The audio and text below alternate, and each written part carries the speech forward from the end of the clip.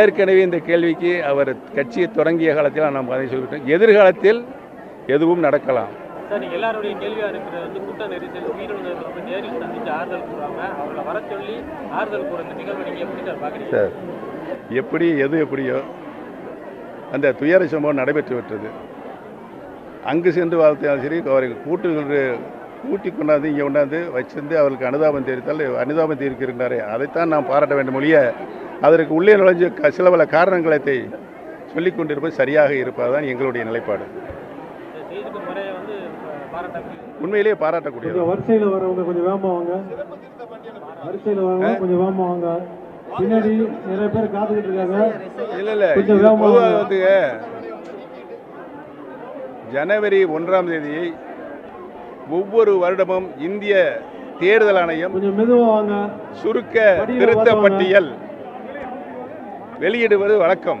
அந்த பட்டியலின்படி புதிதாக உறுப்பினர்களை சேர்ப்பதற்கும் இறந்து போனவர்களை நீக்குவதற்கும் அந்த திருத்த பட்டியல் சுருக்க திருத்த பட்டியல் பயனுள்ளதாக இருக்கும். கடந்த காலத்தில் வரலாறு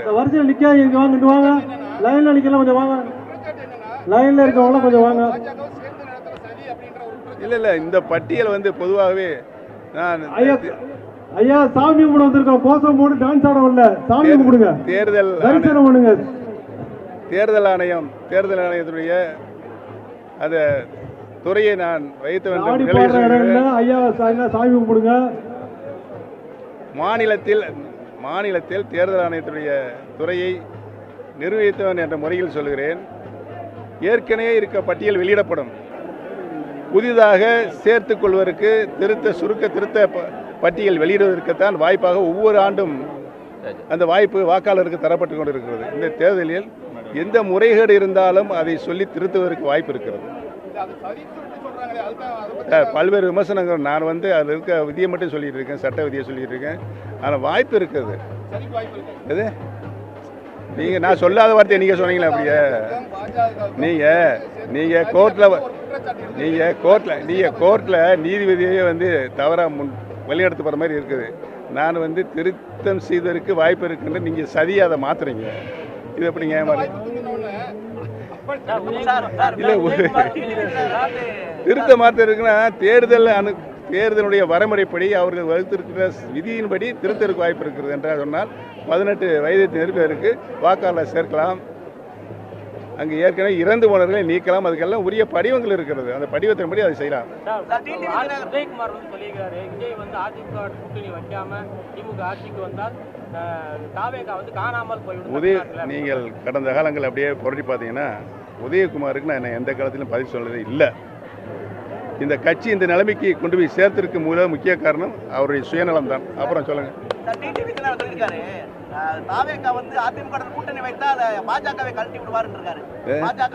நீங்க இந்த கேள்வியை மாண்புமிகு டிடி தினகரன் சாரிடம் கேட்கணும். அப்புறம் சொல்லுங்க.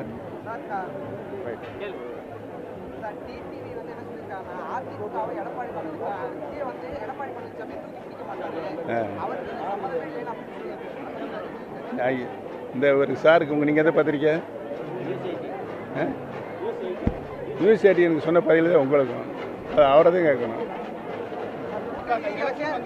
சார், என்னுடைய கருத்து என்ன மட்டும் கேளுங்க. அடுத்தவங்க சொன்ன கேள்விக்கும் பதிலுக்கு நான் எப்படி சார் சொல்ல முடியும்? சொல்லுங்கள். நீங்கள் எத்தனை மாதம் இருக்குது சொல்லுங்கண்ணே. எத்தனை மாதம் இருக்குண்ணே? 6 மாதத்தில் எவ்வளவோ எத்தனைமோ சுனாமி சூறாவளி புயலாம் அடிக்க காத்திருக்கு. அதுக்குள்ளே எப்படி என்ன சொல்ல முடியும்? சொல்லுங்கள்.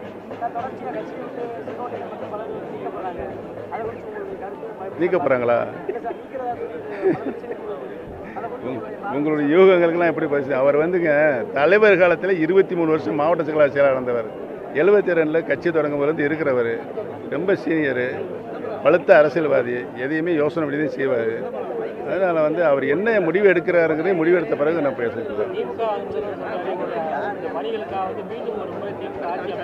யாரு?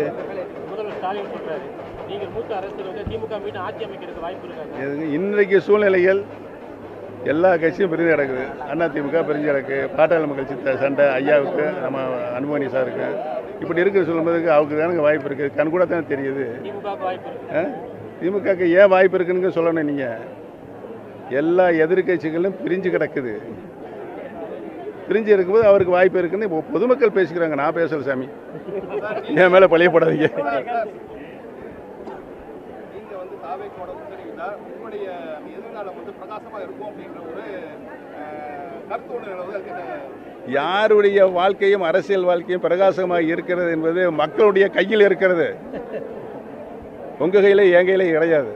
சொல்லுங்க. அப்புறம் கூட்டணி அமைகிறத பத்தி பேசுறாங்க. இப்ப நீங்க தாவேக்கோட நீங்க இணைஞ்சீங்கன்னா உங்களுடைய எதிர்காலம் பிரகாசமா இருக்குன்னு யூடியூபர்கள் வந்து சமூக வலைதளங்கள்ல பரவிட்டு இருக்காங்க. நீங்க சொல்றீங்களா? உங்களுக்கு என்னுடைய நன்றி, வாழ்த்துக்கள். வாங்க.